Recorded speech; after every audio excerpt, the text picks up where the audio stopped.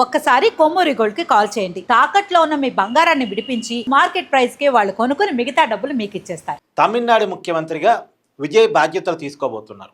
అయితే విజయ్ బాధ్యతలు తీసుకోవటం వెనకాల విజయ్ని ఖచ్చితంగా గెలిపించింది స్టాలిన్ అని చెప్పుకోవాలి. ఎందుకంటే నిన్నటిదాకా విజయ్ ఎందుకు ముఖ్యమంత్రిగా ప్రమాణ స్వీకారం చేయలేకపోయారు? అతనికి 118 సభ్యుల సంఖ్య బలం లేకపోవటం వల్ల, ఆ బలం చూపిస్తే తప్ప నేను మిమ్మల్ని సీఎంగా ప్రమాణ స్వీకారం చేపించను అని గవర్నర్ కండిషన్ పెట్టడం వల్ల విజయ్ ప్రమాణ స్వీకారం ఆలస్యం అవుతూ వచ్చింది కదా. అయితే విజయ్కి 107 మంది ఎమ్మెల్యేలు మద్దతు ఉంది. అంటే ఆ 108 నిజానికి గెలిచింది, కానీ 2 చోట్ల విజయ్ గెలిచాడు కాబట్టి టెక్నికల్గా 107. పైగా కాంగ్రెస్ వాళ్ళు మద్దతు ఇచ్చారు. అప్పుడు 112కి విజయ్ బలం పెరిగింది. అయినా సరే ఇంకా 6 బలం కావాలి.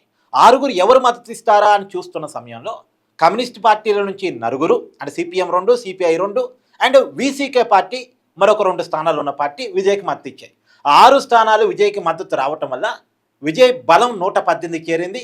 విజయ్ ముఖ్యమంత్రి కావడం ఖాయమైపోయింది.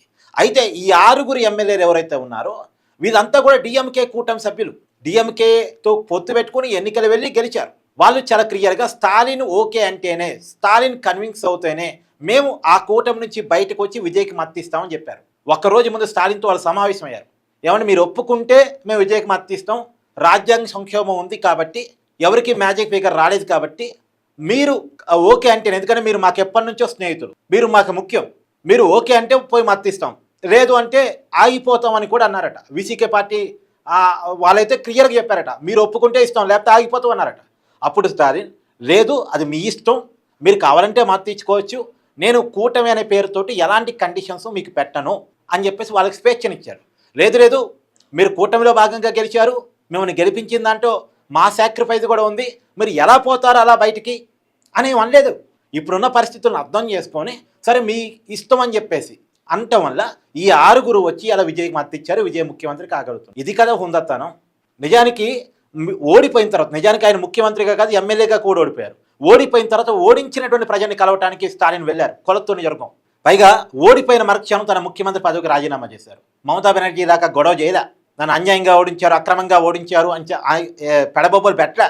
పద్ధతిగా, సాంప్రదాయబద్ధంగా, ప్రజాస్వామ్యబద్ధంగా తన పదవికి రాజీనామా చేశారు. స్టాలిన్ గురించి ఇంకొక మాట కూడా చెప్పాలి. 2018-19లో జయలలిత గారు మరణించిన తర్వాత అన్నాడీఎంకే పార్టీలో చీలికలు పేలికలు అవుతున్నటువంటి సందర్భంలో కొంతమంది అన్నాడీఎంకే పార్టీ ఎమ్మెల్యేలు స్టాలిన్ దగ్గరికి వచ్చి మా పార్టీలో నాయకత్వ సమస్య ఉంది, మీరు ముఖ్యమంత్రి కానీ మేము మద్దతు ఇస్తామంటే లేదు వేరే పార్టీని చీల్చి నేను ముఖ్యమంత్రి కాను, నేను మీ ప్రజా మద్దతుతోనే ముఖ్యమంత్రి అవుతానని చెప్పేసి 2021 దాకా వెయిట్ చేసి ఎన్నికల్లో గెలిచే ముఖ్యమంత్రి అయ్యారు. ఇది కదా రాజకీయాల్లో ఉండాల్సినటువంటి హుందాతనం.